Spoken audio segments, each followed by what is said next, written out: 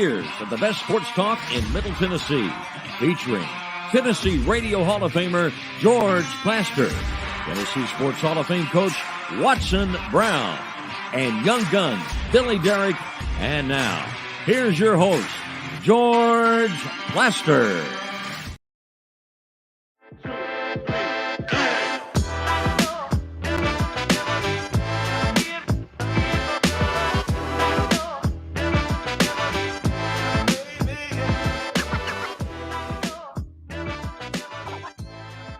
Hello again, everybody. Welcome in. It is a beautiful Wednesday in Nashville, Tennessee. It's hotter than the blazes. Summer has truly gotten here. Man, toward the end, it is steaming hot, and it's going to stay steaming hot through the Titans preseason game on Friday night against the New England Patriots. I had to think for a minute. Friday night. Yeah. Anyway, we begin our show each and every day during football season with Terry McCormick from Main Street Media. Terry's Daily Titans Update brought to you by Lori Burnett Leland. She wants to be your mortgage lady, and through the folks at USA Mortgage, that truly is possible. At area code 615-969-4350. Yesterday, after we got off the air, by the way, Terry McCormick will spend the 2 o'clock hour with us after the update. We're going to get knee deep into how he thinks the team is progressing or not progressing.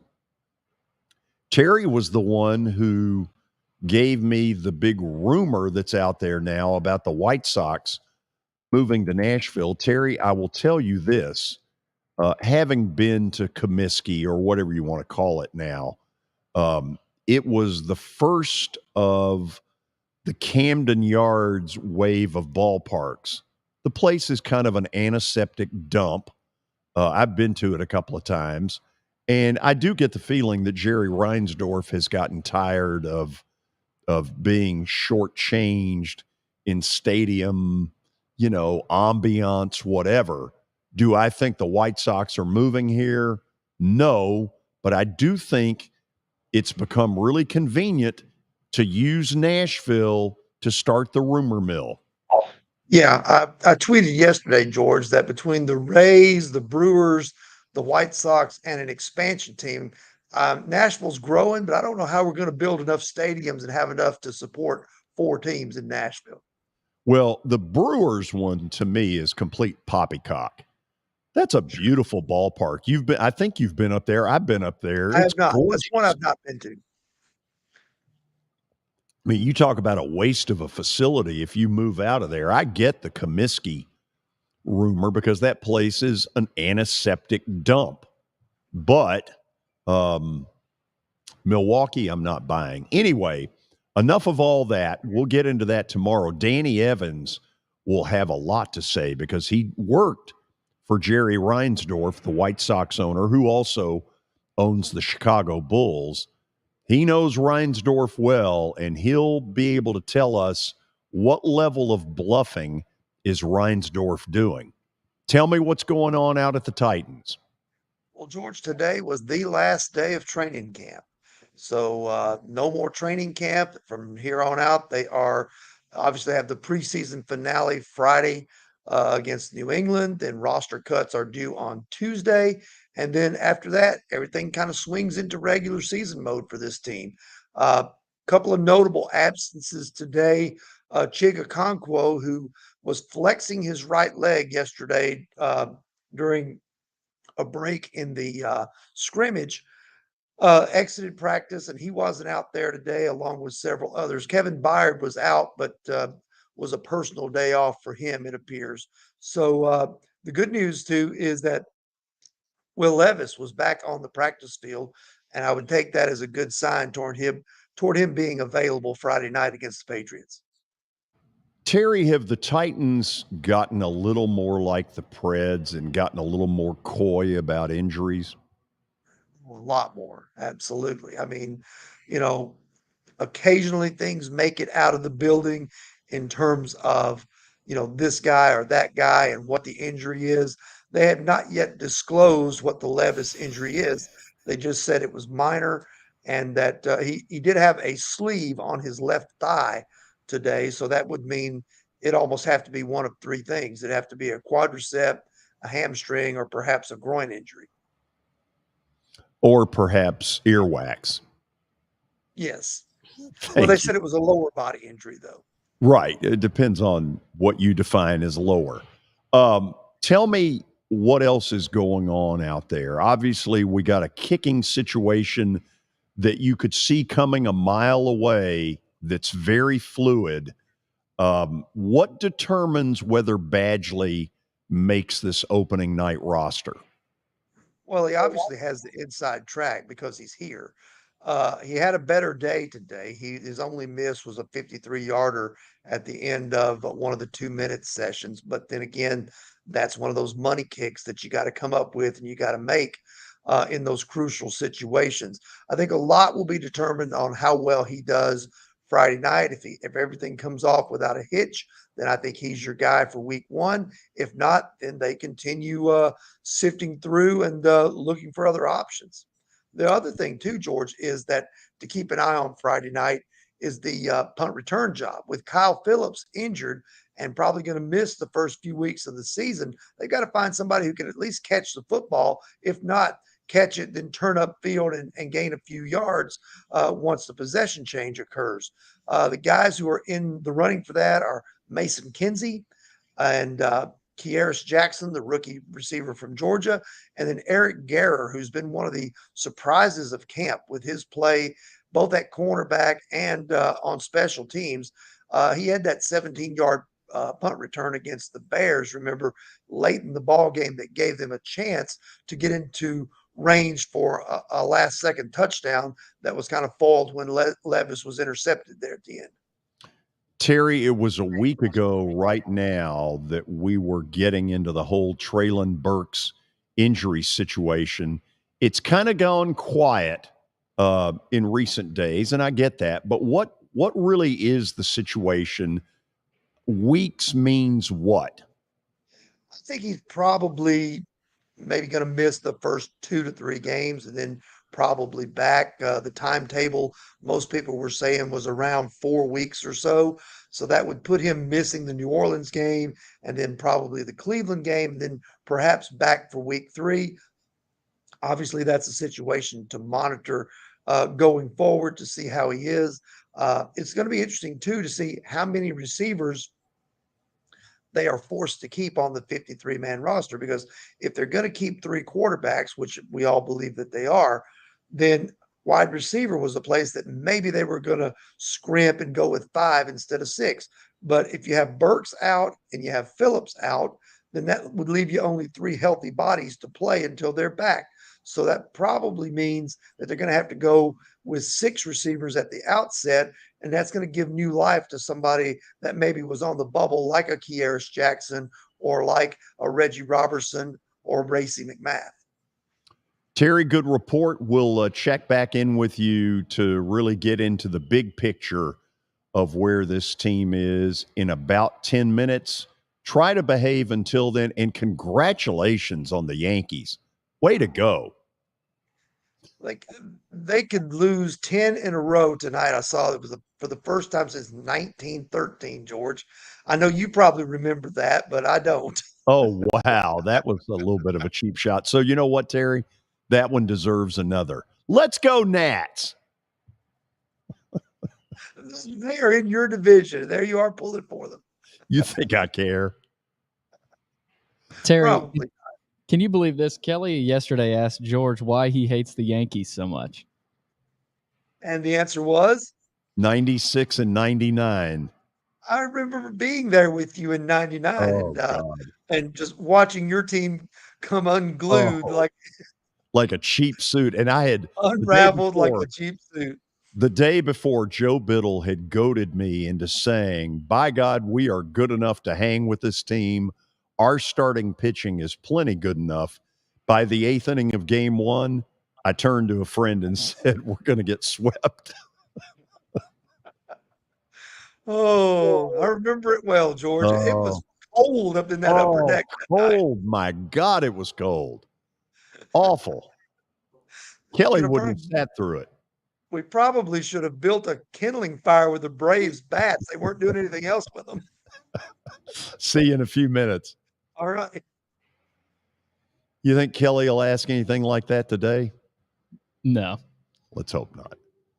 By the way, Terry McCormick's Daily Titans Update brought to you by Lori Burnett Leland, who wants to be your mortgage lady. And through the folks at USA Mortgage, that is certainly possible. Dial her up, 615-969-4350. Murfreesboro, Tennessee. Kelly Holcomb, welcome. What's up, George? I heard Get Shorty's. He's getting in on the action. Excuse me? Get Shorty over there, your sidekick there. He's getting in on the action. He's really? running his mouth a little bit. Yeah, Get Shorty. Right. When last we left the show yesterday, y'all were really at it. Yeah, Kelly said he was going to kick me in the throat. I am going to kick you in the throat next time I see you. I mean, that's just what's going to happen. That was so unsportsmanlike. Well, I am unsportsmanlike.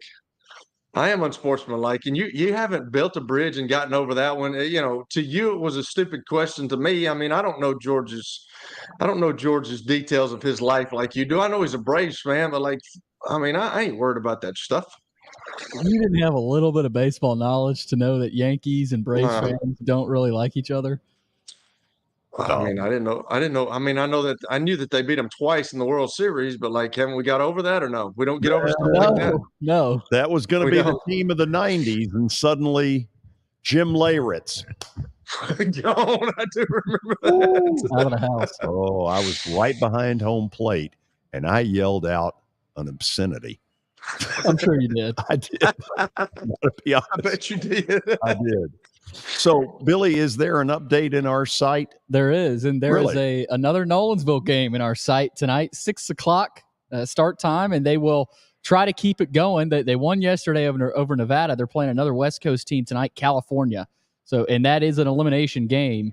Right now, the game going on right now is the Northwest region against the Southwest region. So that the winner of that advances to the championship. So, and then Tennessee has to win twice to get to the finals. So that's where we're at. Where Kelly asks, "What region are we in?" We didn't need that, George. Yeah, George. We're in the Southeast region, dude. Relax, Francis. Atta baby. Also, last night, news over the ticker: former USC running back Reggie Bush filed a defamation lawsuit against the NCAA. Shocking. This just in. I think we knew that was coming. What is it he's contesting? He's seeking to hold the NCAA accountable for maliciously attacking his character. And ruined his career. It ruined his career, he says. Yeah, I don't know about that, but I'm just telling you. No, he did say that. He did say that. It didn't stop him from the Wendy's commercials. Yeah, I mean, his primary contention. He's got free Frosties for life, Hoss. Yeah, he doesn't have a Heisman, but free Frosties. Yeah, his primary contention is that he did not engage in pay-to-play activities during his career at USC. So we'll see. Okay, his parents did. Okay, Reggie. Okay, that should be interesting. Yeah, that'll be interesting. So that's out there. Also, Thompson Bowling Arena, the home of Tennessee basketball, has struck a naming rights deal with Food City. So it's going to be called Thompson Bowling Arena at the Food City Center. And some details on this: 10 years, $20 million, so $2 million a year for Food City to attach their name to. Faber College and Animal House have a deal with Food King? You remember that? Don't remember exactly, but they went in and stole all the groceries at Food King. You got issues. That's one of the great movies ever, though. When it's on, you have to watch it. You know, you've got a group that'll give you Dr. Zhivago, and I give you Animal House and Ferris Bueller. I'm the Animal House Ferris Bueller guy. Oh. Yeah, so that's we out have there. a Dean Wormer. Alex Cora last night in the news, he was cursed at by Justin Verlander last night and ejected in the Red Sox loss. He was on the receiving end of Verlander, not happy with him. Verlander basically just told him to screw off and get back to your bench. Well, hold on a second, because Cora was part of that Astros staff. The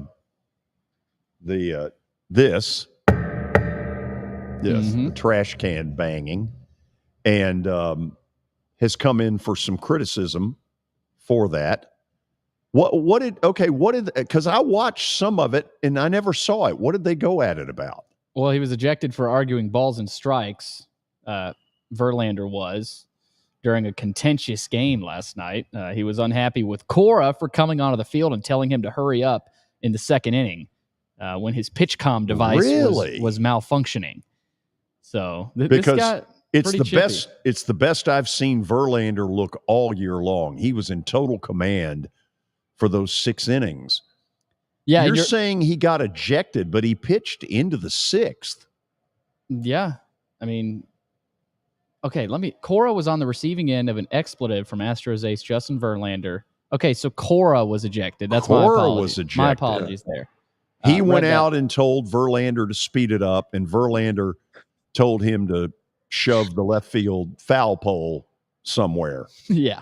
Okay. But you're right, George. He was Houston's bench coach during the Astros 2017 World Series run. I have just finished a book about the level of cheating that went on there. And I will say, having read the book, the commissioner let them off really light.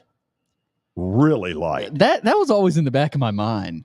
Did they really get what they deserved? Terry has talked about this a lot because obviously the Yankees are one of the teams that got hurt by this. So were the Dodgers. Having read this book, they needed to have the book thrown at them. Yeah, I remember in the moment.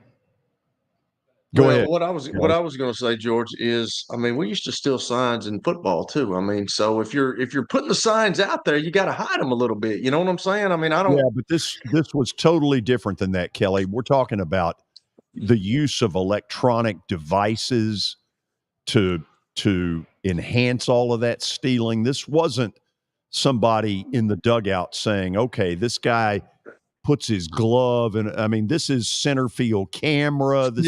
Filming and all that. Yeah.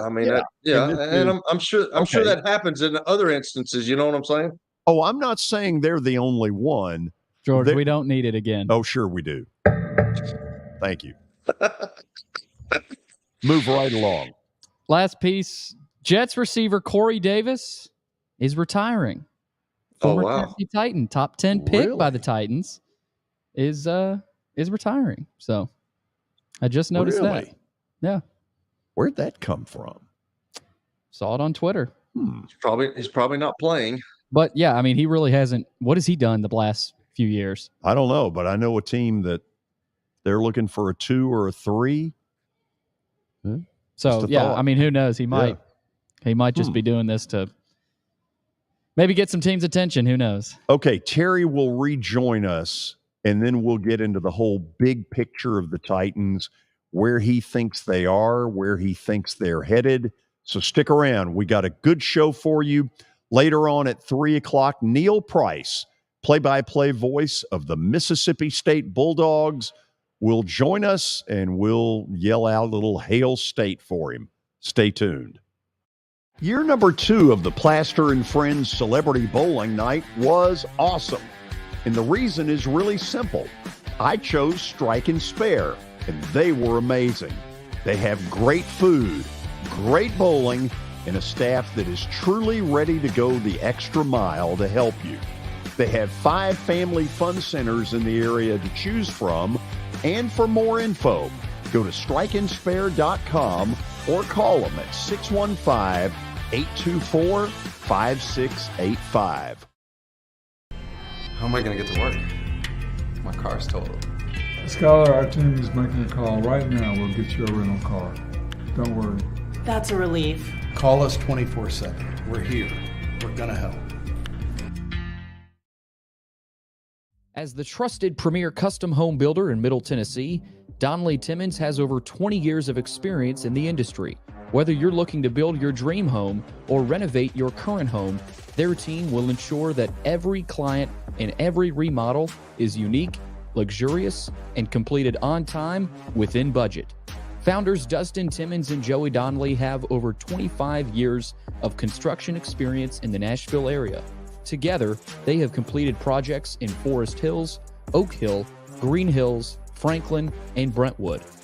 Dustin and Joey believe that communication is the most important aspect of all construction projects. Therefore, they personally manage each project themselves and are involved in job site activities on a daily basis. Their commitment to quality and integrity has earned them an outstanding reputation among their clients. Contact them to set an appointment for a free consultation or to view some of their completed projects. Give them a call at 615-456-7983 or log on to DonnellyTimmons.com. The George Plaster Show is Nashville's best sports talk, 2 to 4 p.m. Monday through Friday on Twitter, Facebook, and YouTube. There's a podcast version available on Spotify and Apple Podcast. Looking for more than just awards and trophies? Southern Trophy House is your one-stop solution. For over 60 years, their team has created lasting impressions with a personalized touch. From embroidery to screen-printed apparel to corporate awards, signs, and name badges, they have everything you need to keep your brand shining bright. With their knowledgeable customer service team, you can relax as they create, produce, pack, and ship merchandise and awards on time and on budget. That includes etched crystal awards, custom-cut acrylic, name badges, embroidered Richardson ball caps, banners, screen-printed T-shirts, laser-engraved Yelly cups, and knives. Recognize your hard-working team from Southern Trophy House, where they do their best to help you recognize your best. Located at 2705 Nolensville Pike in Nashville, give them a holler, 615-256-7295. Visit southerntrophy.com. Southern Trophy House, for all your personalization and recognition needs.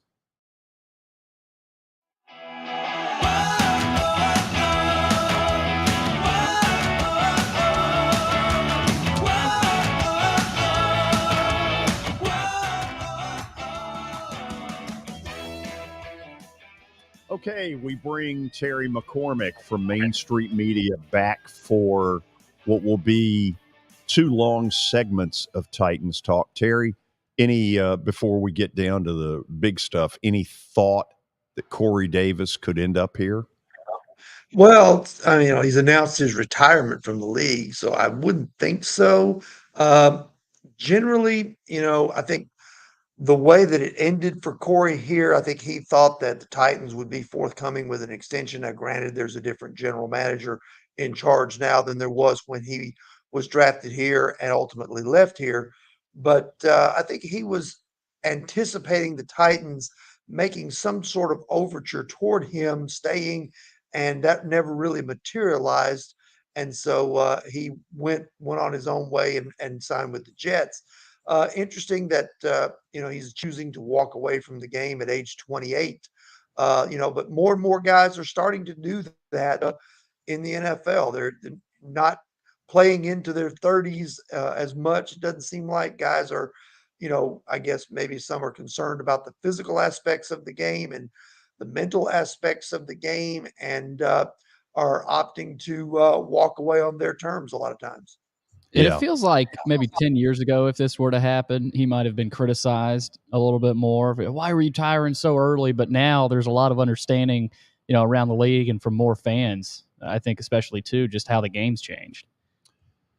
Terry, I may be going way too far off base here, but I want you to kind of steer me in whatever direction you think is proper.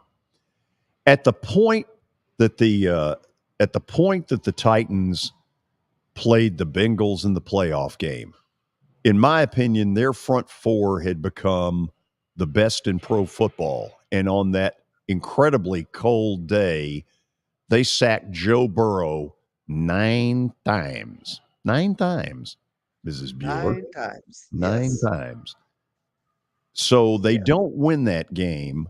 And even before the injuries decimated them a year ago, I didn't think their defense, and in particular their front four, was anywhere near what it had been in that playoff loss to the Bengals. But now all of a sudden, I'm hearing a lot of you all who are there at training camp every day who are saying this defense is playing lights out. So what's caused this? Well, I think it's a couple of things, George. I think one, Harold Landry's back. He was missing off that defense last year, coming off a 12 sack season. Tier Tart, who's right there in the picture, I think he's a much improved player over what he was a couple of years ago. I think he's a guy that could end up having a really big year because he's in a contract year. And he's a nice compliment to Jeffrey Simmons. And then you add Arden Key, who's a high energy guy, comes over from the Jaguars, and he's a guy who can really get after the quarterback. They really legitimately have 5 guys who can get to the quarterback without having to do a whole lot of blitzing. And as Kelly will tell you, George, when you can get to the quarterback with the front four and not have to send extra men, makes your secondary so much better because they don't have to cover as long. They have an extra man back there to take care of things. So you can double more people. And it just makes everything better for the defense when that front four is solid and strong. Do you believe their front four is at Bengal playoff loss level?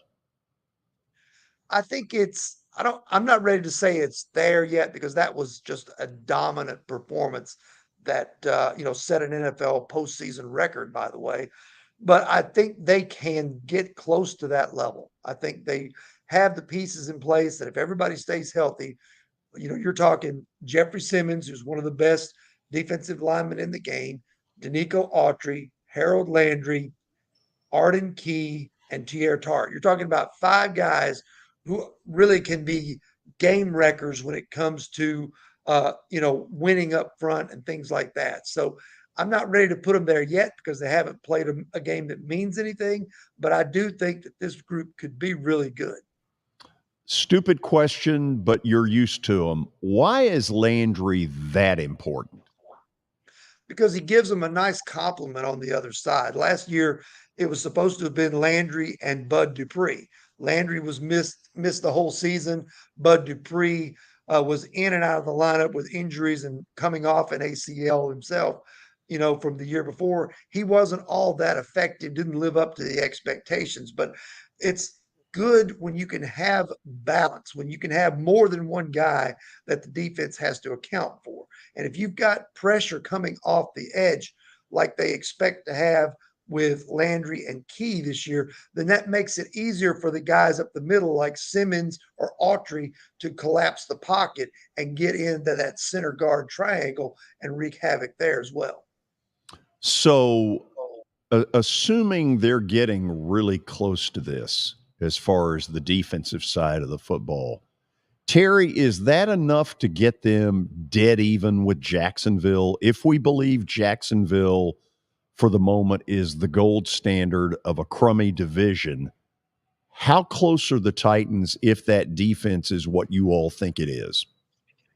Well, it certainly keeps them in the conversation, keeps them within striking distance, George, because when you're talking about defense and you have the ability to impose your will on opposing quarterbacks and you can kind of control the tempo of the game, which the Titans like to do with that defense, and then run the ball, take play action shots, whatever on offense, then it certainly keeps you in games, especially when you're going against an elite quarterback. If you can contain Trevor Lawrence and keep him from, making big plays on you with that defense, then it certainly is an equalizer for the Titans in terms of that matchup. It's interesting, Terry, because I'm trying to go back in my memory of a year ago. The game here the Jaguars absolutely torched the Titans. In the second half, Titans couldn't get off the field on third down to save their life. The truth of it is, in the final regular season game, the Titans defense played like ballers. They were incredible. They kept them in that game long enough to start making you think they could win and win the division. Right, because they were within 3 minutes, George. If not for that Josh Dobbs play where it was ruled a fumble return for a touchdown, then they're right there knocking on the door of pulling the upset down in Jacksonville and stealing the division crown. So that was a great effort by the defense. And remember, George, that was a depleted defense that was missing lots of pieces because of injuries and whatnot throughout the course of the year. If you get this bunch healthy and able to wreak havoc like they're capable of, it's going to make this team a lot better than a lot of people think. Kelly, while we're yapping defense, chime in. If there's some defensive things you want to get into, let's do it. Well, I was reading something today about the linebackers. Who's the other? I mean, I think they're set at pretty much all the positions. But what about the Gibbons, Monty Rice deal? I mean, are they set with that? Who's winning the battle on that one? Well, it certainly looks like Jack Gibbons is going to win it, maybe by default, because Monty Rice is dealing with yet another injury. So it's going to be Azeez Al-Shaair, whom they brought over from the 49ers. And he's a guy that they really like. He's active and around the football and probably a little better in pass coverage than David Long was. He's a little bigger than David Long. And then they like Jack Gibbons because he's kind of a quarterback of the defense out there. Really smart guy, knows where to be. Athletically, he's not on the level of the other linebackers, but he makes up for it by his positioning, knowing where to be, knowing what to do, and knowing what everybody else is supposed to do too. So with this last preseason game, Terry, how is Coach Vrabel going to how's he going to delve out the play time? I mean, are we going to get some starters playing? Are they going to rest most of the guys? How's that going to work this time? He didn't rule it out, and because there were no joint practices with the Patriots, I guess it's possible he could throw a few starters out there, but truthfully, I wouldn't risk it. I would go with strictly the backups. And what I'd like to see, just in case, he's able to go, I'd like to see a heavy dose of Will Levis in this game. Give him the same opportunity that Malik Willis did and see what you got in the rookie quarterback. Put him behind the first team line for a series or two. Let him throw to some of your top guys, maybe not DeAndre Hopkins, whom you probably are going to hold out, but let him throw to a Nick Westbrook-Akina or a Chris Moore, some of those guys that are going to have to step up and play bigger roles while Traylon Burks is out. I heard where you said Levis was at practice today. Was he? Did he go through all the drills? Did he go through practice, or he wasn't watching? I mean, he had his pads on. He was going through stuff. He was going through stuff. He was out there, got some third team reps, got some second team reps there for a while. The only thing at the end, he didn't go through he was there watching, but he didn't go through the team red zone period. Tannehill and Willis each went twice, and then they wrapped it up without Levis going. But he did go through the practice and, took his complement of the reps. And I think the sign, I'm not going to guarantee it, but I think the signs are pointing to the fact that he'll probably play on Friday. How did were you at the scrimmage they had the other day? The inter squad scrimmage they had the other day? How cool was that? Because I know, they were expecting to be able to practice with the New England Patriots, but they weren't able to do that, obviously, with the deal that happened with the player. So they just decided to come down here for the preseason game. But they drafted everybody. I think that Coach Williams and one of the GM or there's somebody in the personnel department, traded up teams. How did that look? Yeah, it was him, and it was Vrabel's assistant, who's the director of football operations, John Streaker, who's known as Stretch, around the building. They drafted up the players, apparently drafted up the trainers, drafted up the coaches, drafted up anything, everything except which bathroom they were going to use, or that sort of thing. But it was some good work that they were able to get in because they kind of divided it up. You saw Jeffrey Simmons on the blue team, you saw Arden Key on the white team, and those were some high energy guys. I think Tierre Tart was pretty exuberant, pretty solid out there. The defense really got after it, and then the offense made their share of plays too. DeAndre Hopkins absolutely showed out in terms of his playmaking. There was one play where they're in the 2-minute drill, and Tannehill launches about a 30-yard pass before Hopkins ever makes his break. Hopkins makes his break, goes up and snares the ball all in one motion, catches it, gets down. They get up to the line. Tannehill spikes it with 1 second left for that last field goal try. So it was a pretty competitive day overall. Yeah, well, we know he can make plays. He's got big hands. So, I'm just I'm interested to see how does it seem like he and Ryan Tannehill are gelling pretty good so far? Absolutely. It does seem like they're on the same page. Tannehill was asked about that today, and he said he didn't feel like that there was a tipping point of where he and Hopkins had gotten on the same page. He said just kind of happened even from the first pass he threw to him. He said, he went up and made a play in traffic, won a jump ball type of deal. And he's like, okay, what I've been seeing from far away and watching this guy's career, I now have at my disposal. So I think he and the Tannehill and Hopkins are going to be on the same page very quickly this season.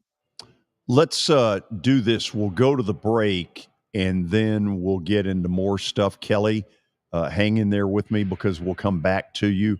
And I'll ask both of you the question when we come back. If Aaron Rodgers is going to play some for the Jets in their preseason finale, should the Titans be considering the same thing on Ryan Tannehill? I say no. We'll see what these guys say when we come back.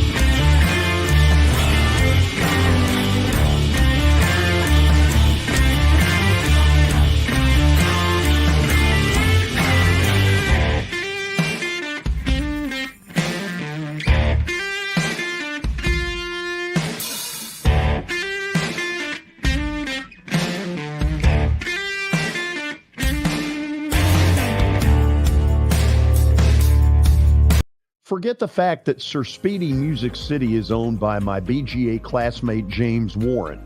Their work stands on its own merit.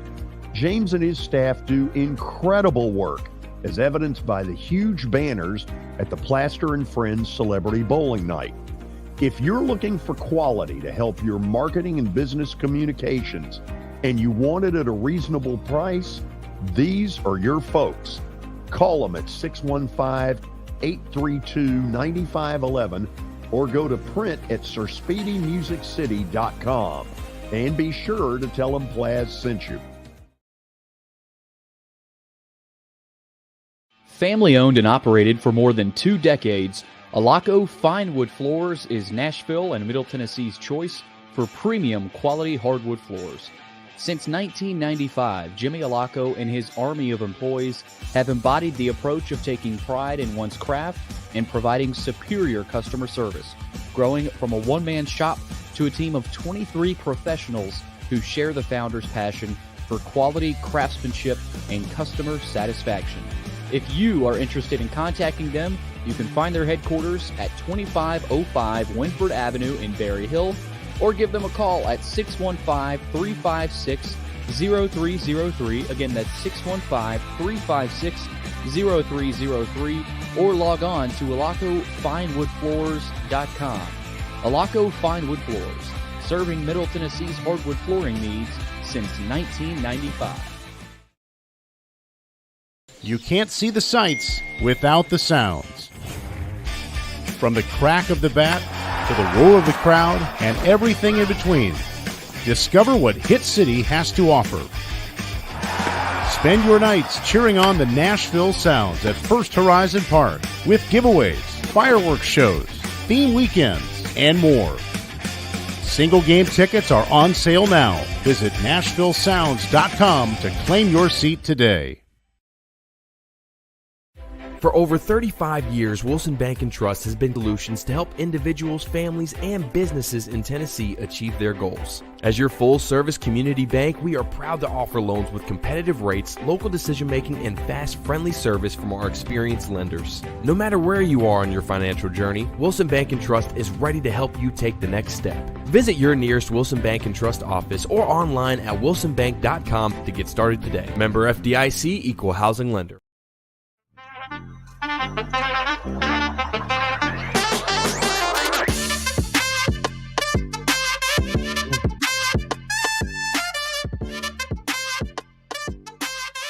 Well, the discussion we're about to have is where stuff gets phony as hell, because everybody says, hey, play the starter, play Aaron Rodgers this weekend in their preseason finale.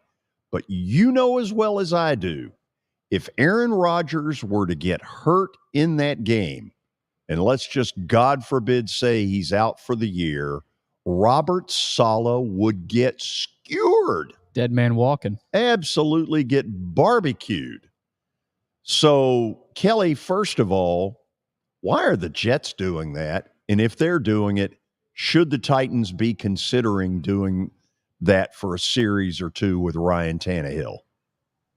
That's a really good question, George, and that's what everybody talks about every year. I don't think you can coach being scared. I think I would like to see Ryan Tannehill get a series, but I think the Jets have got. Of course, they drafted Zach Wilson last year. He's played a little bit. They've got some other guys on the squad that has played. They're kind of in a different situation now. You're right. If Aaron Rodgers goes down and he gets hurt, he's going to get roasted by everybody. Why did you do that? But Aaron Rodgers has been in this league a long time. He's played for a long time. He hadn't been injured very much. He knows what to do with the ball. He's not going to hold on to that ball, and I think Robert Saleh understands that. Ryan Tannehill's kind of in a different deal. He's an experienced guy, been in there, but the guys behind him have never really played. I mean, Malik Willis played a little last year, and he was kind of in over his head. And then you've got the rookie Will Levis. So I can understand them not playing Aaron Rodgers, or I can understand them not playing Ryan Tannehill as well. It's just a coach's decision. But I do think you can't play. You can't coach scared. You can't play scared, George. That's part of the game. But this is a meaningless game, and maybe Aaron may have gone up to Robert Saleh saying, "Hey, look here, I would like a few snaps just to get kind of involved in this deal and to go out there with some live bullets. And if I get hit or something, hey, you can bring me out then, but let me go out there and get with some of these guys and get with who I'm going to be playing with for 4, 5, 6 plays, and then let's go from there." Okay, let me try it this way, Kelly. You played 14 years in the NFL. My quarterbacking career ended in 5th grade. I'm not getting hit. I mean, I'll just be honest. Gray Y. Yeah, it was an outstanding league. But here's what I don't get. Let's say, because you just said it a minute ago, you'd like to see Ryan Tannehill get a little bit of work. So let's say it's a 6-play series. 3 plays produce a first down, the next 3 don't, and you punt. Honestly, do those 6 plays really help Ryan Tannehill to any great extent? No, probably not. But you just get in there with some live action, guys coming at you. I mean, in practice, those guys are coming at you, but they're not going to hit you. Well, I mean, you can at least get up with the speed of the game, but no, probably not. It's not going to help any, and he's already seen all that. So I get where you're coming from. I mean, you can look at it from both sides. If it was me, I would just like to go out there and get a little live rep action against another team who's trying to hit you. Now, I'm going to try to protect myself, and if somebody misses an assignment, I don't want to get hit from the blind side, but if I see it coming, I'm just going to go down. I'm not going to take any hits. I'm not going to try to run the ball. I'm going to throw it. Like if my first read is not open and my second read's not open, I'm going to probably do the old Tom Moore deal. 1, 2, 3, throw it away. I'm not sitting there watching it, So it probably is not going to help him at all. I just think that you get a little bit of sense of the speed of the game when you get in there. But No, it's not going to. Six plays is not going to hinder or not going to help him. Terry, do the Titans even consider it?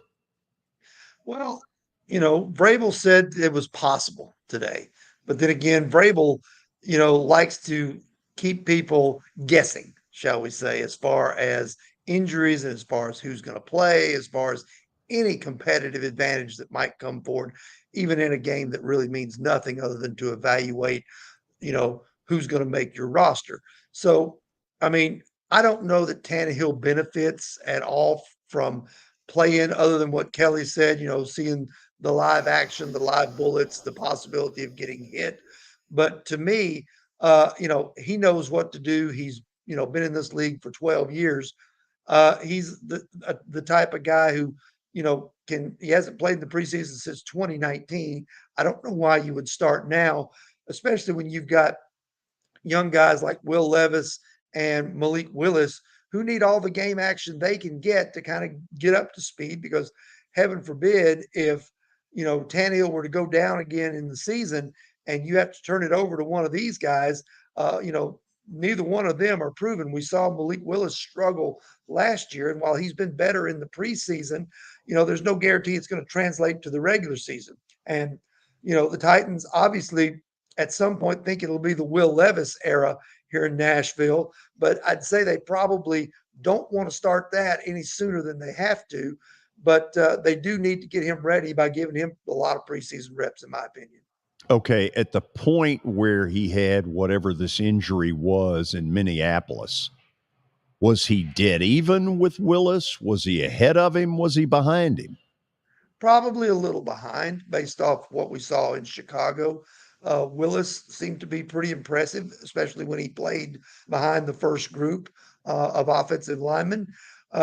Willis's game against Minnesota, he did good things, especially with his legs, but he was a little up and down throwing the ball. I think had Levis been able to play, that was his opportunity probably to try and get even or pull ahead in this backup quarterback competition. But as it is now, it probably solidly belongs to Malik Willis, and probably would, if they have to choose one of those guys to be active and one to be the emergency third quarterback in New Orleans, my guess is that Malik Willis is going to be the backup and Levis would be the third guy. Okay, I want to get both of y'all in on this. For me, it's pretty obvious Tyjae Spears is better than a third-round draft pick. You're seeing things that you're like, whoa, holy cow. So if you're the brain trust offensively, and now you've maybe had enough stuff to say, ooh, this guy fits in even more than we thought, what kind of stuff would you be dialing up that involves him? Kelly, I'll start with you. Right now, obviously Derrick Henry's kind of the catalyst of the deal, but they know that they've got a guy behind him that can really play. And you find gems like that. You really never know until you draft them and you get them out there, even first round picks. I've seen so many guys that have been really good first round picks and others that hadn't been really good. So, but they're probably going to put some packages in for him, George, to be able to match up with some linebackers and catch the ball out of the backfield, I would say. But just like that play right there, an outside zone, man, he looked really good with that. If he presses the hole, waits for his blockers, and as you see right there, that's really good. That's really good for a rookie who's being patient. He's knowing when his guys are blocking. He looks at the numbers, and he looks at the shoulders of guys, and he can cut off, and he stretches that thing as far as you can, then he cuts back. Kind of reminds you of Terrell Davis when he was with the Denver Broncos. So he looks like a good compliment to what Derrick Henry does. Derrick Henry's kind of the running back. I'm sure he's probably going to be the third down back. Is he not, Terry? I would think so. I would say that he has the inside track to be the third down back. And the other thing that you can do with this guy, I mean, you think about it, This is the type of guy you can hit with a screen pass. This is the type of guy that you can even send down the field on a go route or a crossing route if you want. If you want to split him out wide, you can run him on jet sweeps and things like that. There are all kinds of things that you can do with a guy who has the skill set that Tyjae Spears does. And Ryan Tannehill was talking about that today. He said, this is a weapon that we're going to have at our disposal that can be used in a lot of different ways. So I think he's excited about what Tyjae Spears brings to the table. And the other thing, too, that he bragged on him about was he's good in pass pro, which, Kelly, as you know, rookie running backs, that's not always a strong suit for them. No, that's absolutely not a strong suit. That's what they struggle with when they come in the NFL, because sometimes in college they weren't asked to do a lot of that stuff. And when you get to the National Football League, you've got to protect the quarterback. You've got to know who you're blocking. You've got to know when the line switches, who you switch to. So there's a lot that goes on. Plus, this is a big deal, George, where you got two running backs that are very capable. So I'm thinking they'll probably put a package in where Derrick Henry and Spears are both on the field at the same time. That's going to present some problems for some defensive coordinators. There's no question.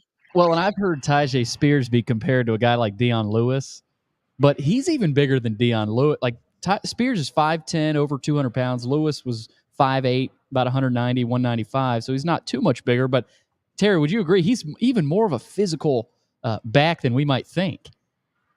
He really is. I mean, he's not afraid to stick it up in the hole and go. And then, like Kelly said, he can really, follow his blocks and cuts well and has the top end speed that you're looking for as well. I think this is a guy that has really been a nice find here in the third round. It's going to be interesting to see how much playing time he gets once the regular season gets here, because I believe they're going to find ways to use him. And even Derrick Henry said it's good to have a good complementary back. And Spears is exactly that. Well, I'll try it a different way. Are they good enough to not play him some? I'm not saying, okay, he's in, Derrick Henry no longer, but I'm saying don't you put him out in space, and they're not good enough to not use him.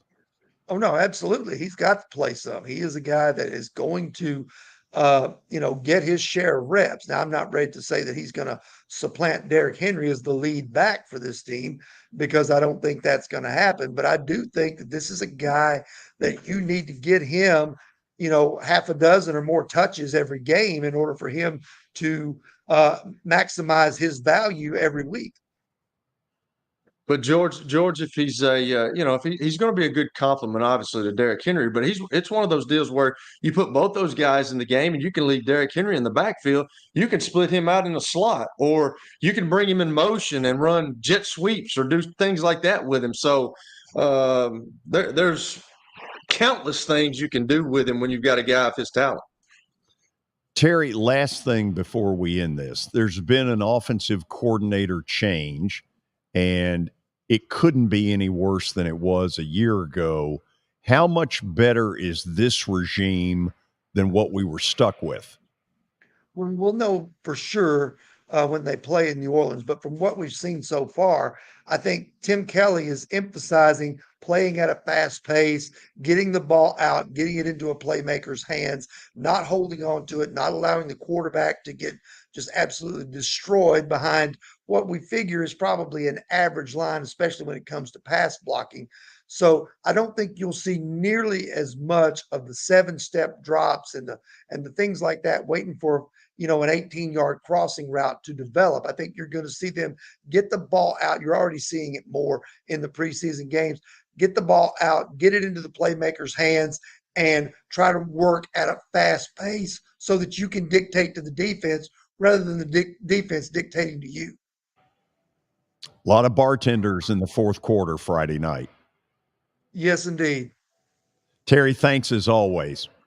All right. Have a good one, guys. Terry McCormick joining us for the first hour of the show as we broadcast today from the beautiful Fordyce Center in Bellevue. When we come back, we'll have Stat of the Day, and then Mississippi State play-by-play voice Neil Price will join us. So stick around. We've got plenty more football talk coming. Hey, thank you for meeting with me today. The insurance company has made an offer. Already? Wow. They've offered you the entire policy. Thank you, Blair. You're so welcome.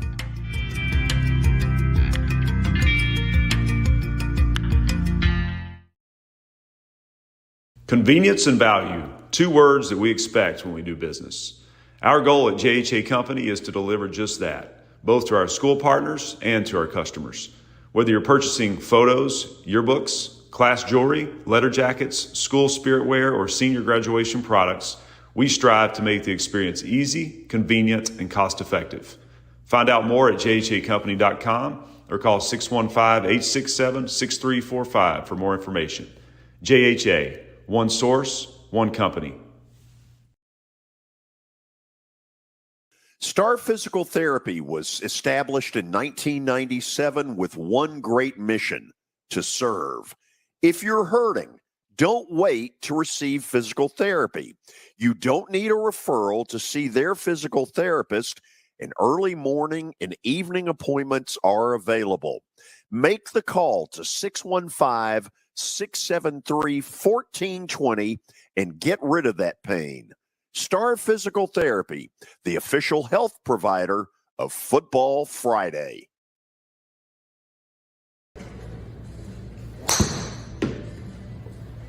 So who said I can't be a golfer? Well, you know what? This is X Golf, located just down the road from the Fordyce Center in Bellevue. This is fun.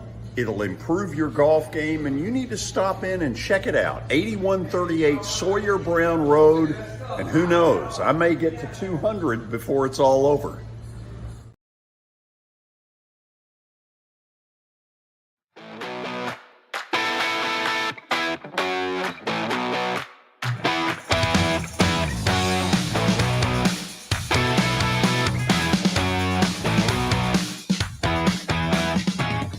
Top of the hour on the George Plaster Show.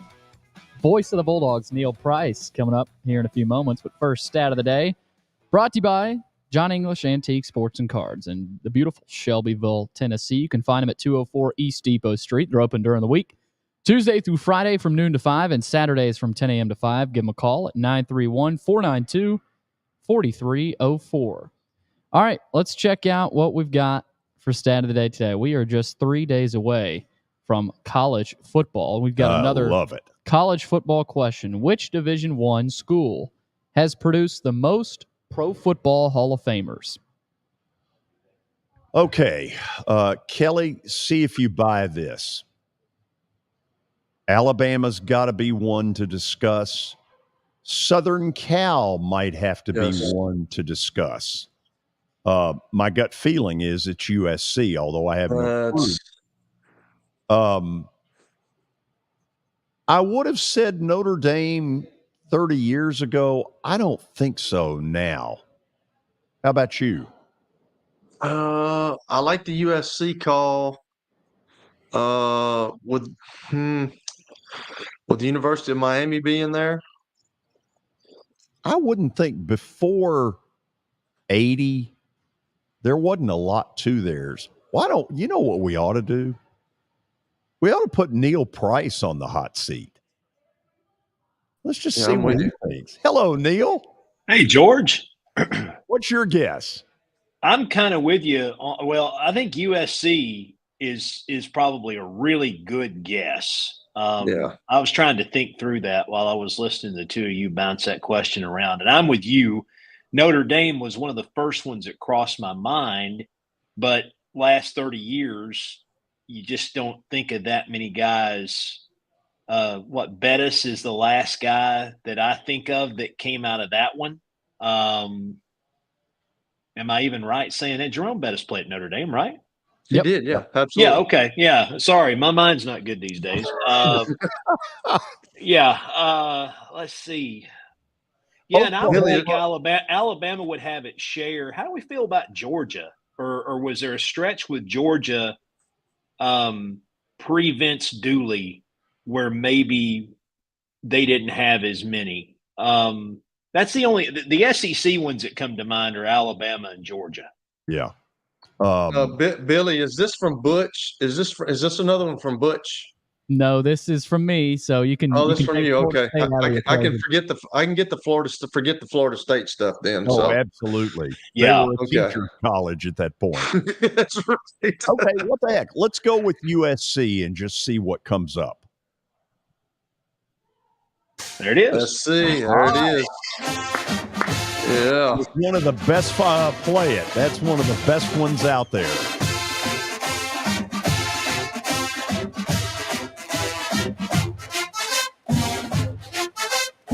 Well done, Billy.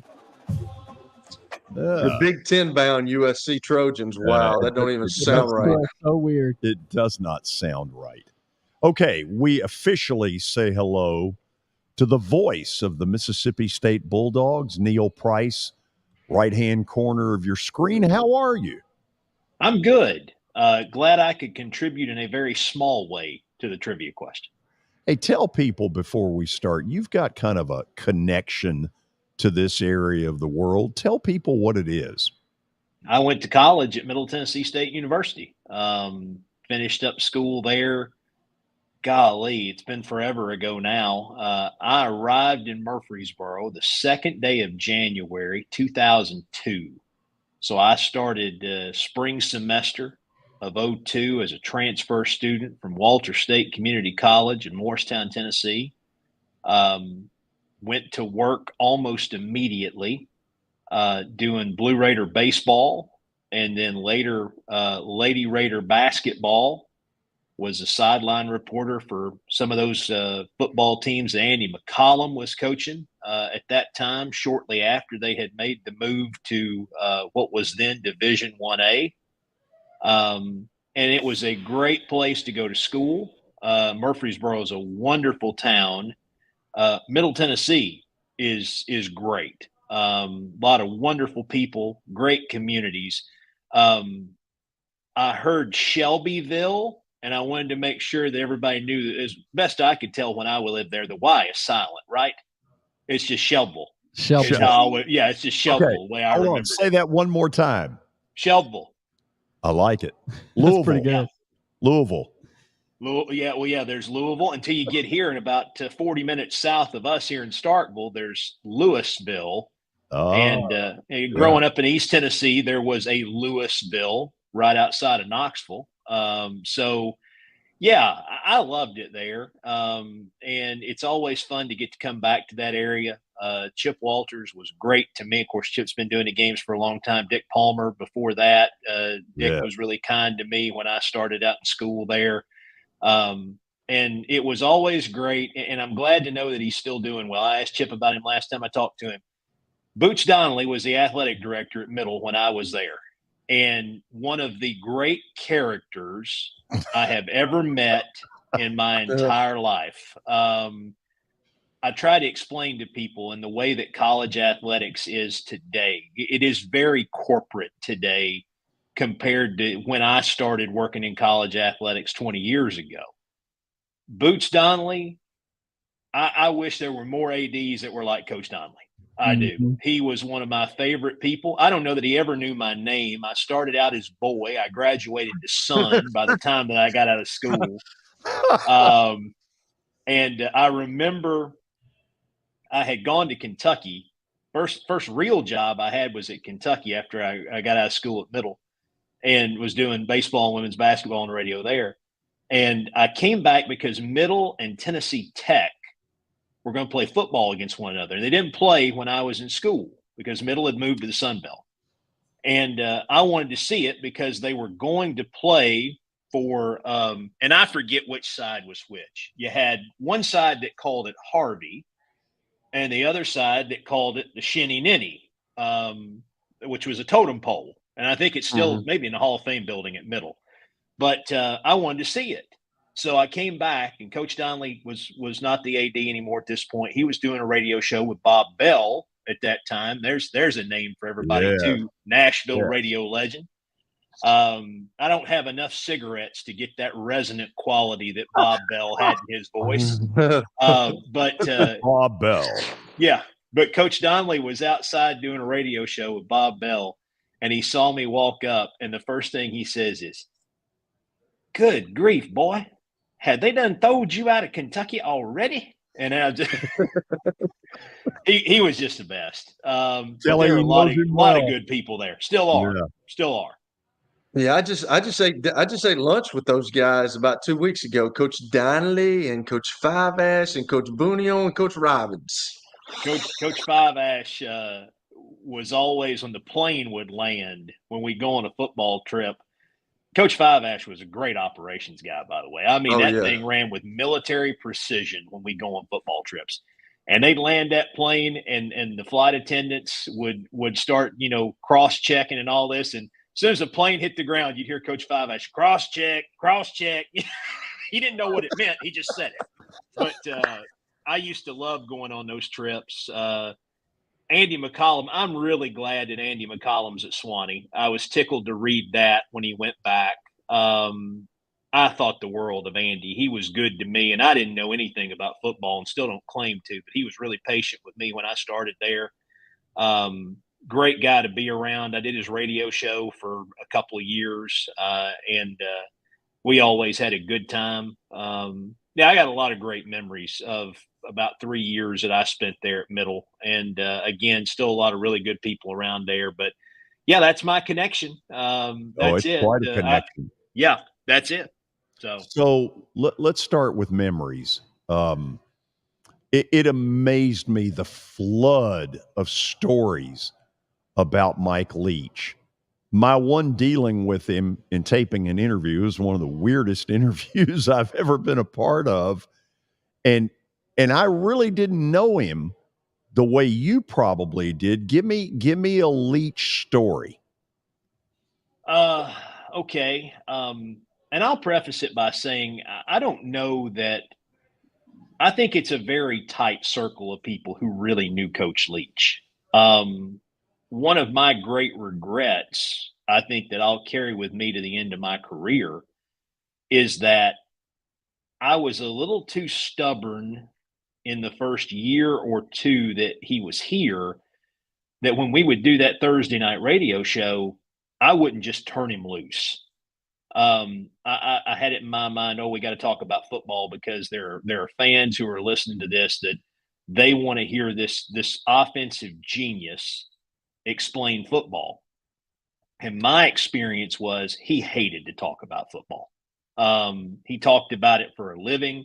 He did it every day when he was in the office. But the truth is, Coach's day started about 3:30 or 4 o'clock in the afternoon and ended about 5 o'clock the next morning. But that was just what he did. And when he was outside of the office, when he was off the field, he would rather talk about anything but. So you asked for one, I'll give you the two that immediately come to mind. We didn't have a spring game in 20 after he got hired because of COVID. So the first spring game that he coached in here was in 21. And I'd go out, a couple of days before that Saturday game and get the interview for those spring games. So we're standing on a turf practice field. And I said, hey, Coach, when we get done, I don't want to keep you very long. I said, but we're going to Yellowstone for a couple weeks here after the spring game. I know you're from Cody, Wyoming. I'm going to have a car. You know a lot about that part of the world. Can I just pick your brain about it for a second when we get done? Yeah. How long you got? I'm not in a hurry. So we do a 5-minute interview for the football broadcast, and 90 minutes later, we're still standing on the 50-yard line of that turf practice field, and he has told me about every nook and cranny that I need to see while I'm in that part of the world.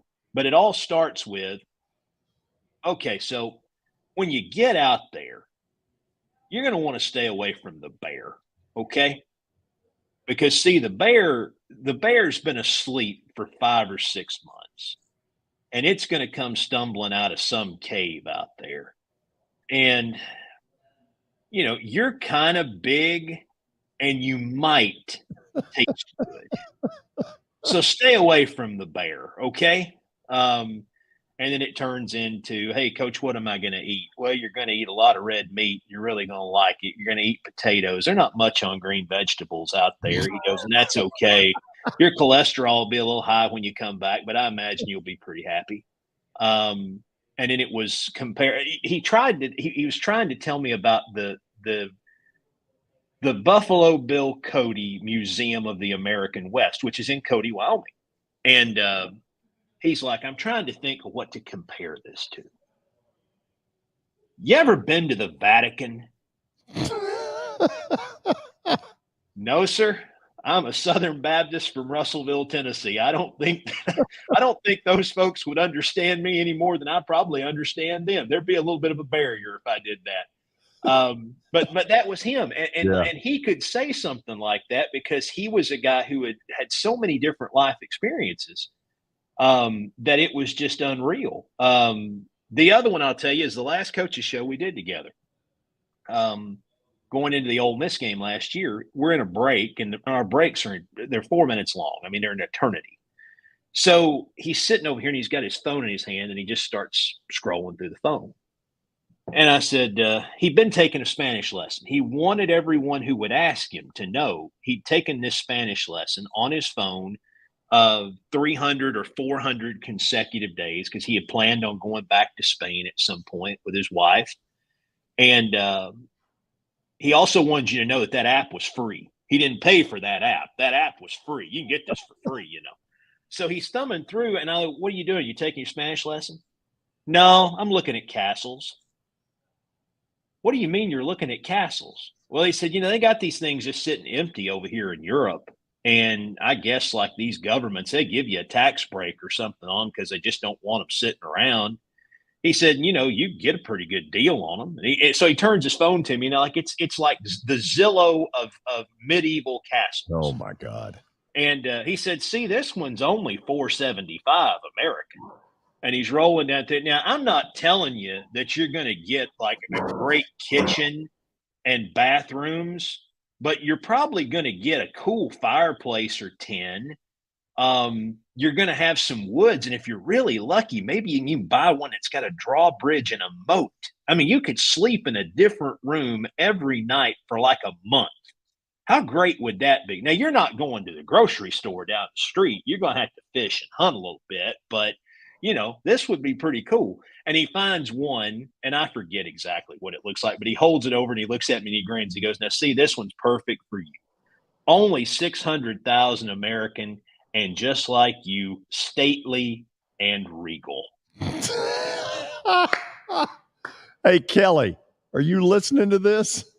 Absolutely. That is awesome. I will never work with another one like him. I will consider myself until my career ends incredibly fortunate that I got to brush shoulders with that degree of greatness. He was truly unique. And to tell you the impression he made, they asked me here, and they could have asked anyone else and probably should have asked someone else. I had to lead his memorial service in the Coliseum. Oh, God. And so it is a who's who of football, not just college football, but of football. And at the end of the ceremony, they asked me to go down and shake hands with everybody as they're leaving the Coliseum. Of course, the Stoops brothers are all there. I mean, we all know those guys well. And Bob Stoops was kind enough to get up to speak about the time they spent together at Oklahoma. But as I'm shaking hands with people, 3 in a row coming out the door now. This tells you exactly the influence Mike Leach had. 3 in a row, Jackie Sherrill, who was the coach here at Mississippi State, obviously, and Texas A&M and, a lot of other places. R.C. Slocum, who followed him at A&M, and Barry Switzer, legendary coach at Oklahoma and the coach of the Dallas Cowboys at one time. And I'm shaking hands with those guys as they're leaving, and they don't know me, and I certainly don't know them other than to know who they are. But I'm like, this is pretty cool. Oh, and by the way, there's a guy sitting in the very back who didn't make any kind of fuss about being there, who had about a $500 haircut, and he sat quietly on the back row and he didn't say a word. And when he walked out, I looked at it, it was Cliff Kingsbury, coach of the Cardinals, and just came because Mike Leach was his guy. Surreal. I mean, the stories were unbelievable. I'm not trying to hijack the show, I promise. One more. No, this is incredible. So one day at practice, Coach Leach would famously always wear cargo shorts, usually wore flip-flops during football practice. So he's on the field and he's working with the offensive team, and he reaches in the side pocket of the cargo shorts, kept his cell phone in one, kept an apple in the other because an apple was a good teeth cleaner. If you've had a dip in and you bite an apple, it cleans your teeth pretty good if you got to be in front of the camera. Keep that in mind. So anyway, his phone's buzzing. So he picks the phone up and he looks at it and he takes a call in the middle of practice. So he just walks down. There's a tree-lined, there are a bunch of trees at one end of the practice facility that are the barrier between the facility and Highway 12. So he's walking down there and he's on the phone, and 10 minutes go by, 15 minutes go by, no coach. Will Rogers has got him out there running whatever the next play is. He's just taking them through it. Drew Hollingshead, who was here at the time, was one of Coach's assistants. He's out there. They just kind of aren't missing a beat. So almost a half hour probably goes by. Coach Leach comes back. So after practice ends, John Cohen, who was the AD here at the time, John walks down and says, "Hey, Mike, is everything okay?" "Yeah, why? What's wrong? Why would anything be wrong?" He goes, "Well, I just noticed you took a call and you were gone for a long time. Just want to make sure, family's okay." Everybody's like, "Oh, yeah, we're good." Well, who in the world could you have been talking to that you just walk away for almost a half hour of practice? And he gets the phone out and he pulls up the call list and turns and shows John, and it says, "Donald Trump." And he says, "John, here's the thing. When the president of the United States calls, you answer." And I'm like, this is not real life. It's not. This is not real life. But he was, God. Yeah, I will never. I'm fortunate that I get to brush shoulders with people who know far more about this game than I ever will. But I'll never work with another one like that. Never. And I'll remember little moments like that from now for as long as I do it. And look back fondly on it. I wish I would have known him better, but like I say, I think the circle's really small. But he was one of a kind, without question. Kelly, you got time for 2 football questions. Go. Oh my goodness! After all that, that's like having to go. That's like going behind George Strait, dude, and singing a song. I mean, good gracious. Okay, how different is this team going to look with? I know that you still got Will Rogers, and he's thrown for all these yards. He was with the system for a long time, but how much different is this going to look with Zach Arnett, who's the defensive coordinator? Because I know defensive coordinators, I've been around them, and they don't like when you get in that air raid offense and you throw 3 straight incompletions and you take 13 seconds off the clock. So I know it's going to be somewhat different. So how different will it be? Well, with Kevin Barbay, the guy that Coach Arnett's brought in to run the offense, they're going to run it more, Kelly. Yeah. Now, I don't know what the breakdown is going to be, but there are more designed runs. And they've thrown some looks out there. The thing that everyone's told me about Kevin Barbay is that he's a guy who is exceptional at getting the ball in the hands of his playmakers. So there are a couple guys that play receiver on this team that were high school quarterbacks, and they've thrown some looks out there where they put the ball in their hands and they've given them the option to either try to run around the end or put it in the air. And we might not have done that in the last 3 years. A tight end is going to change things a little bit. Now, I don't know how experienced that group's going to be because tight end hadn't been in position in this offense in 3 years. But Rylan Goody came over from Georgia. He clearly has played with 2 really good tight ends in his time over there. So I have to think he learned something from being around those guys. We've got some converted wide receivers. A guy named Antonio Harmon's had a really good camp, who's from just down the road in Kosciuszko, Mississippi.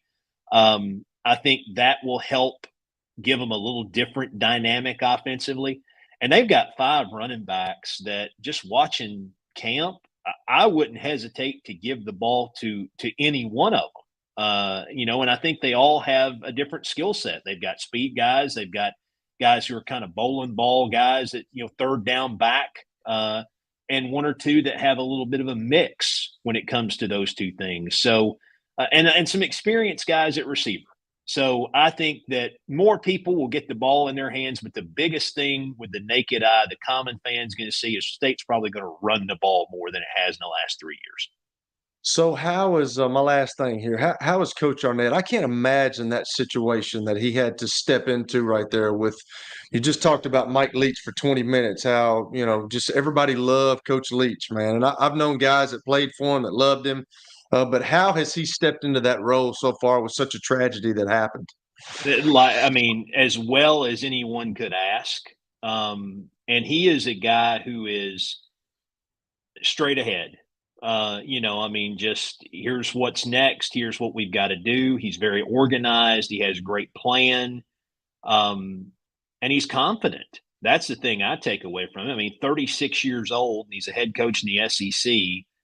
And to your point, it kind of just got thrust onto him because no one expected what happened in December.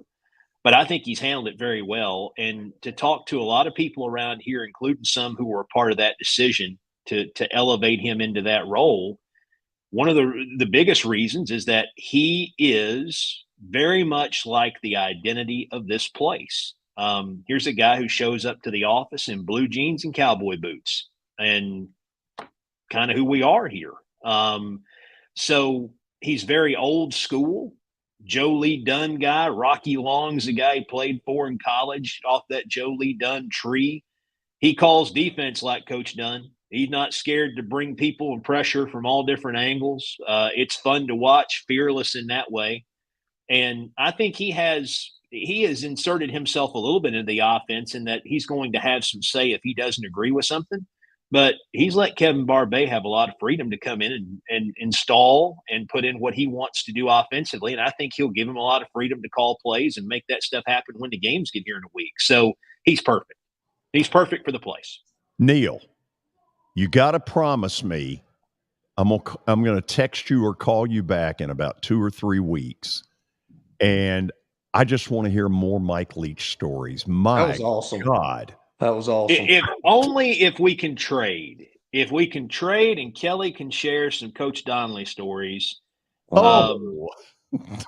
Hey, let me tell you the Joe. I'll tell you the Joe Lau story. You remember who Joe Lau was? Do you know Joe Lau? I heard the name. Heard the name. Okay, so Joe Lau was a kicker. Okay, so Coach Donnelly, and I've already told George and Billy this, and I'm sure the listeners have heard it as well. But one day something happened, and Coach Donnelly yelled at Joe Lau and said, "There is no way, son, that you can come from your mama and daddy's loins."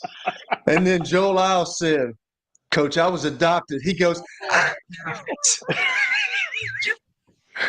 so that's Coach Donnelly, man. We ain't all fishing from the same pier. We ain't all fishing in the same pond here. He was just that. Chip tells a story about going to Hawaii with them one year, and he gets off the plane, and Coach Donnelly gives a press conference as soon as they get off the plane in Honolulu, and he's throwing all the bootsisms out there, including "we got to step up to the licking block." Chip says there's a reporter who walks up to him, a little Polynesian reporter walks up, and he says, "Excuse me, but what is a licking block?"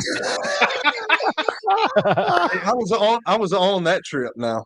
Oh, okay. I didn't realize that. Yeah, We got up on Hawaii 14-0, and Coach Donnelly thought that we had won the game, and he kind of slowed back, and then they stormed back because they ran that triple option with the Michael Carter kid, and they scored 35 straight on us and beat us 35-14. I don't think this is a legend, and I know you got to take a break. I promise you. I don't think this is a legend. I think this really happened, but Middle played Florida State, I think, on TBS one year. You were there too? Yeah. Oh, yeah. I was a freshman. Florida State is just burying them. And at halftime, they get Coach Donnelly coming off the field and ask him about his concerns. He goes, "Well, my biggest concern is somebody's going to call PETA because if they ain't careful," he said, "they're going to kill that horse," because they kept running the horse back and forth across the end zone. That's another guy. One of a kind, man. One of a kind. Right. Yeah. We're doing this again in the next few weeks. This is hilarious. Neil, I'm glad I could fill the air with something for you just to be a little bit helpful today. Everyone, if I haven't run everyone off, but I'm glad I can help in some way. You have not. Hail State. We'll talk soon. Thanks, guys. Good talk to you. Good to see you. Oh, my God. What a guest. Neil Price was terrific. Plaster bet of the day? Who knows? Been on a hot streak. Stay tuned. Year number 2 of the Plaster and Friends Celebrity Bowling Night was awesome. And the reason is really simple. I chose Strike and Spare, and they were amazing. They have great food, great bowling, and a staff that is truly ready to go the extra mile to help you. They have 5 family fun centers in the area to choose from, and for more info, go to strikeandspare.com or call them at 615-824-5685. How am I going to get to work? My car's totaled. Skylar, our team is making a call right now. We'll get you a rental car. Don't worry. That's a relief. Call us 24/7. We're here. We're going to help. As the trusted premier custom home builder in Middle Tennessee, Donnelly Timmons has over 20 years of experience in the industry. Whether you're looking to build your dream home or renovate your current home, their team will ensure that every client and every remodel is unique, luxurious, and completed on time within budget. Founders Dustin Timmons and Joey Donnelly have over 25 years of construction experience in the Nashville area. Together, they have completed projects in Forest Hills, Oak Hill, Green Hills, Franklin, and Brentwood. Dustin and Joey believe that communication is the most important aspect of all construction projects. Therefore, they personally manage each project themselves and are involved in job site activities on a daily basis. Their commitment to quality and integrity has earned them an outstanding reputation among their clients. Contact them to set an appointment for a free consultation or to view some of their completed projects. Give them a call at 615-456-7983 or log on to DonnellyTimmons.com. The George Plaster Show is Nashville's best sports talk, 2 to 4 p.m. Monday through Friday on Twitter, Facebook, and YouTube. There's a podcast version available on Spotify and Apple Podcast.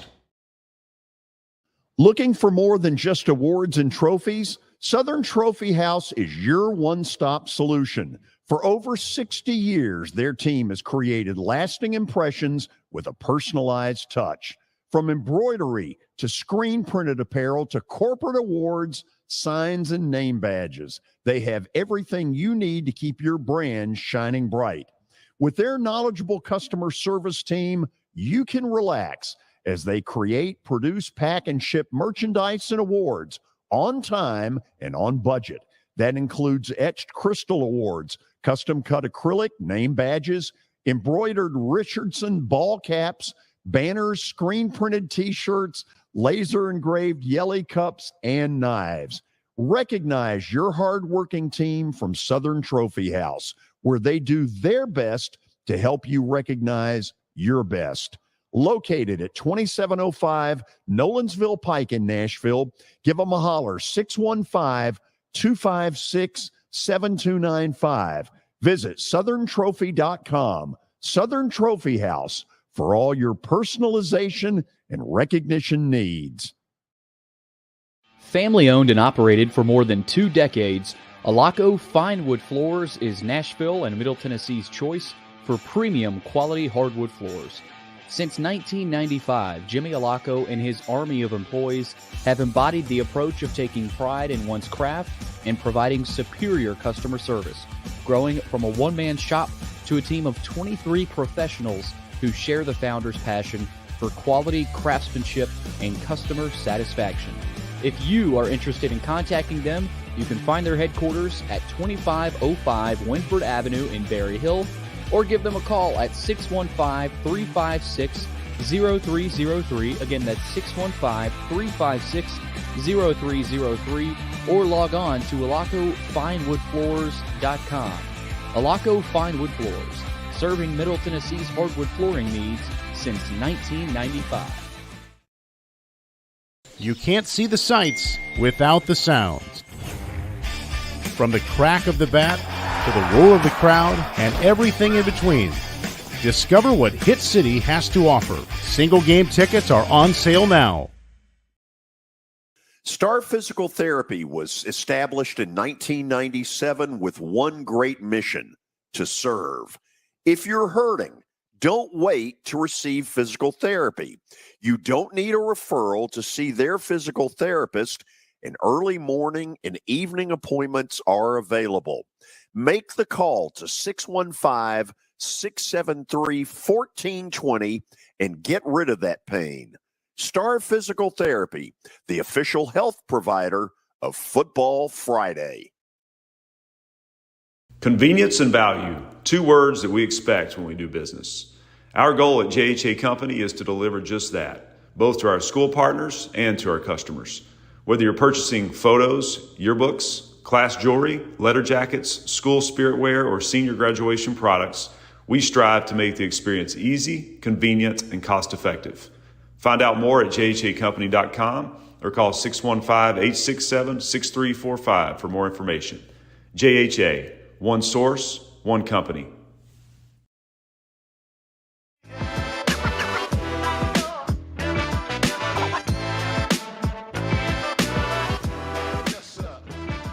Final segment on a Wednesday.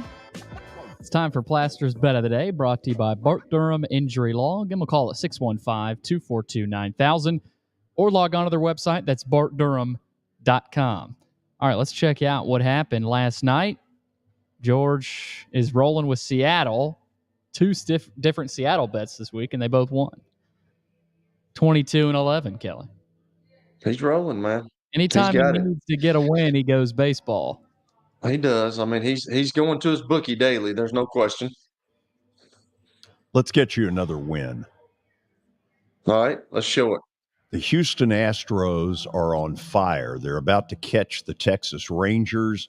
They're at home. The odds are not very big because Chris Sale is pitching for the Red Sox. I don't care. I'm going Astros. They're red hot. Kelly, tomorrow on the show, Vanderbilt football coach Clark Lee, Danny Evans during the 3 o'clock hour, and Danny has a long-standing relationship with White Sox owner Jerry Reinsdorf, and so we'll ask him about this rumor. Reinsdorf put it out there. Nashville is one of the teams, one of the cities that he's considering. I don't believe it. I think it's a bluff and a ploy to get the city of Chicago to build him a better stadium, but we'll find out tomorrow. Yeah, I don't think he wants to leave Chicago, do you? No. He's been there forever. Yeah. But I also know Reinsdorf's frustrated, and so this is the first of a bunch of these that are coming as far as rumoring Nashville. Kelly, behave until tomorrow. See you, brother. Billy? George? Behave until tomorrow. I'll try. All of you. Hang in there. We'll see you tomorrow.